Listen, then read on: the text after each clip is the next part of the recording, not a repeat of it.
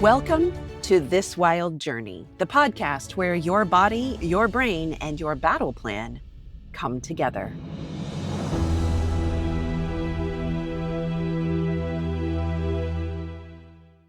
If you're reeling from betrayal trauma, drowning in the chaos of divorce or custody court, feeling overwhelmed by post-trauma parenting, you are in the right place.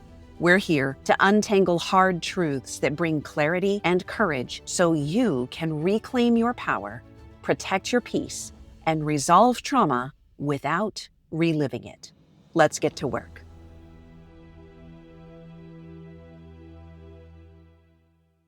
Hey friends, welcome back to This Wild Journey.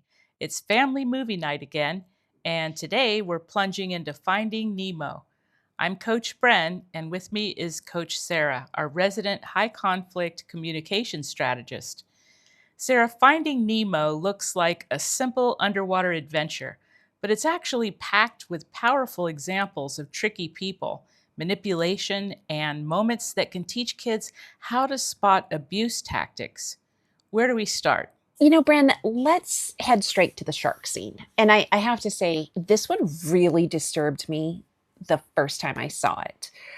I still actually strongly dislike the shark scene. Not because it's too scary, but because it's so realistic.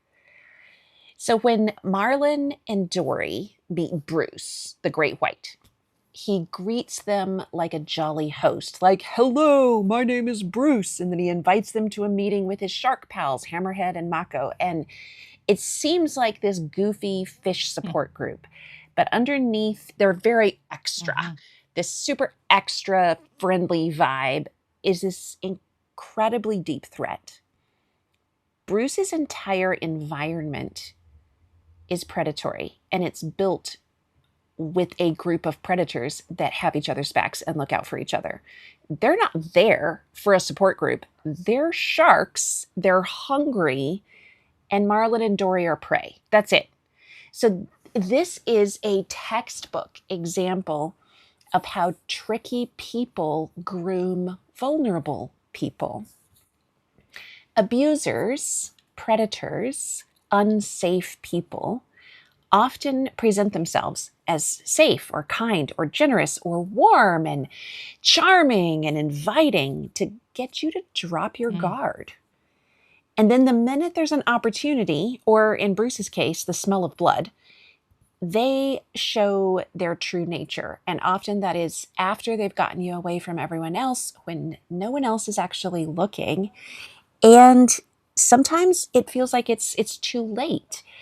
The whole environment is one of pulling you in, drawing you in, making you feel invited and warm and special.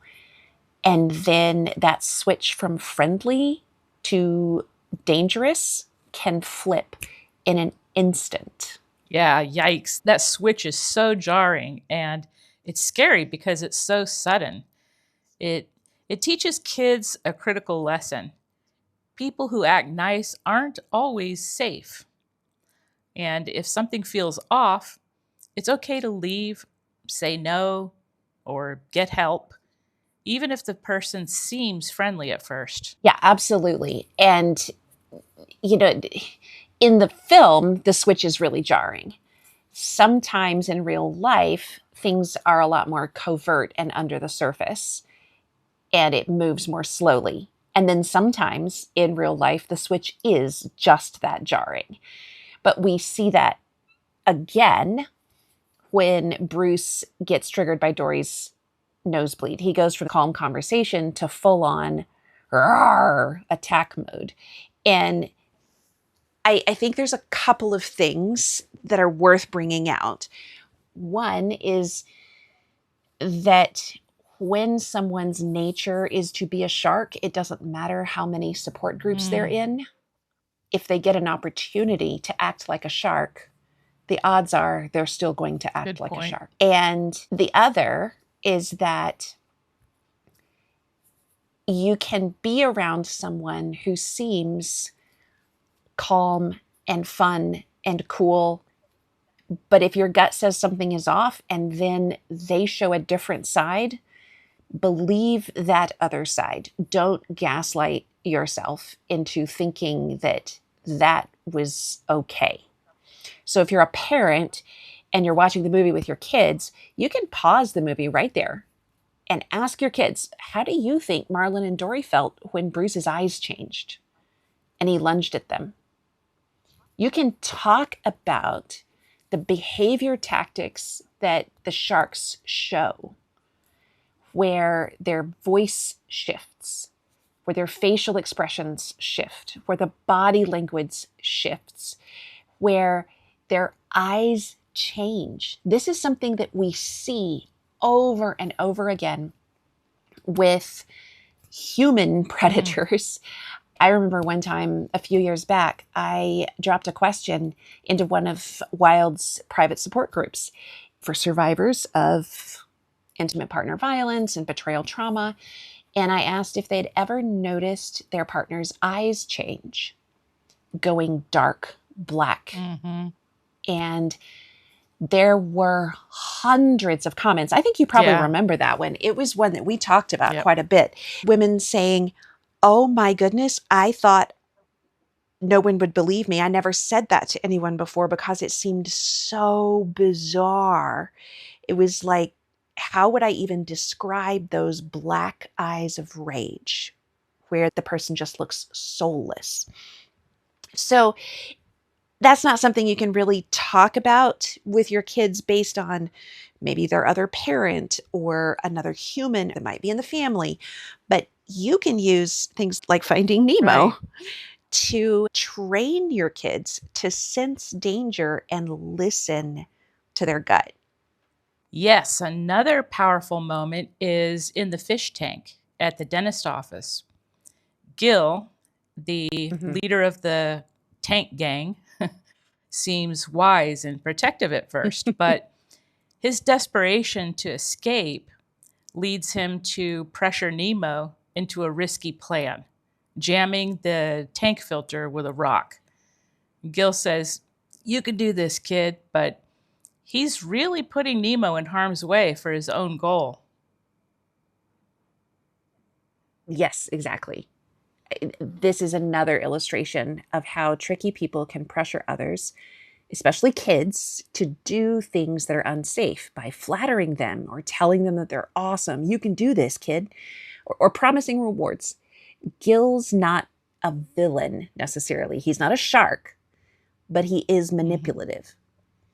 And this is another kind of manipulation that your kids need to be able to recognize when someone isn't necessarily a straight up predator, but just because someone sounds supportive doesn't mean their plans are safe. And just because someone isn't evil doesn't mean they should be trusted or everything they say and do should be trusted.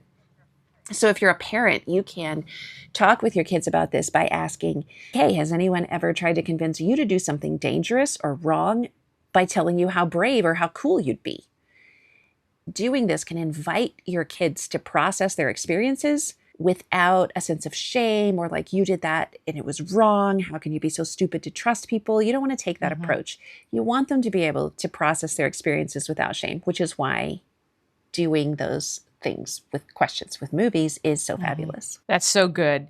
Another great scene for kids to learn from is Dory herself.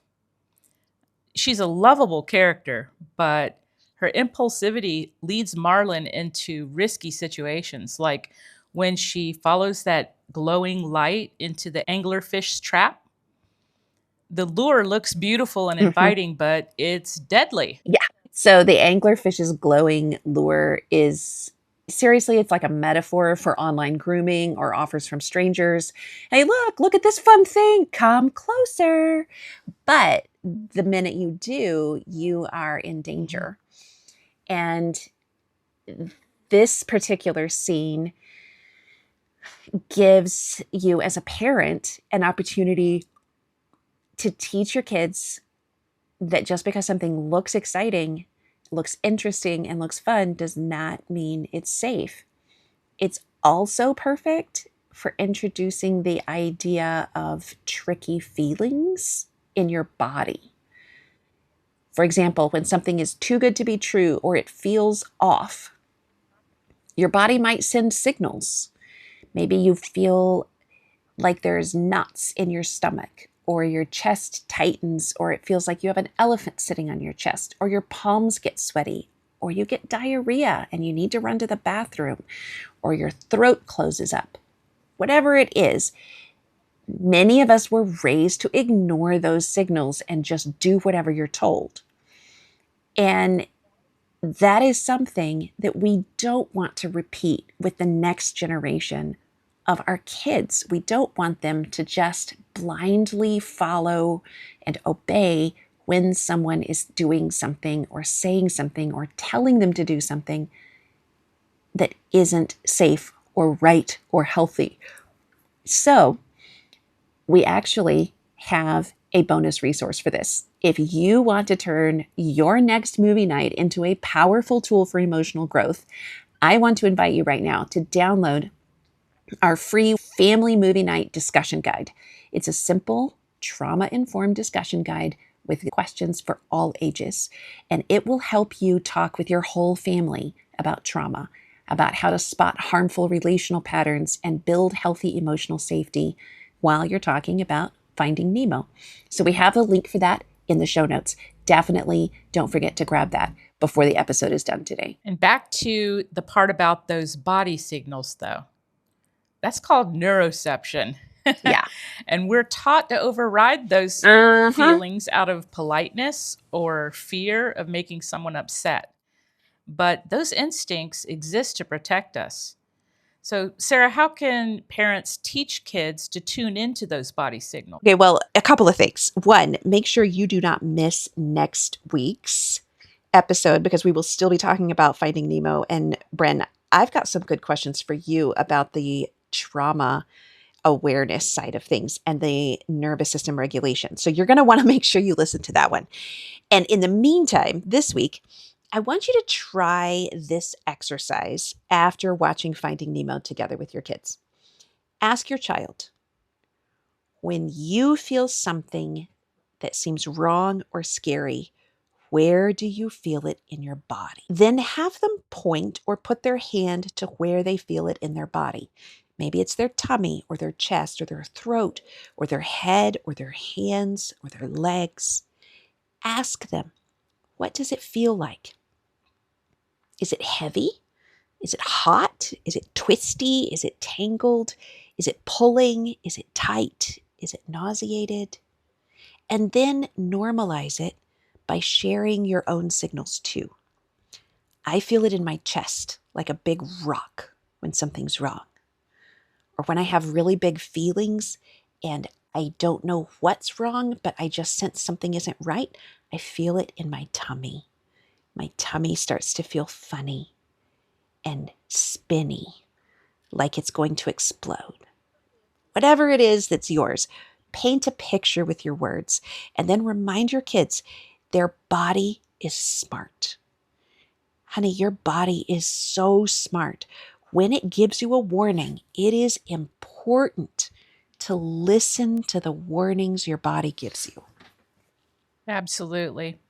That's a game changer. Before we wrap up, I want to talk about Darla, the dentist's niece.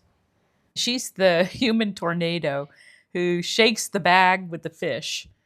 And she doesn't mean to hurt them, but her reckless behavior is still harmful.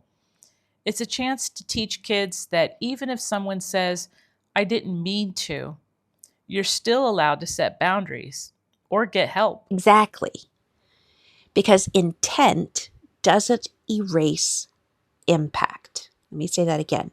Intentions don't erase impact.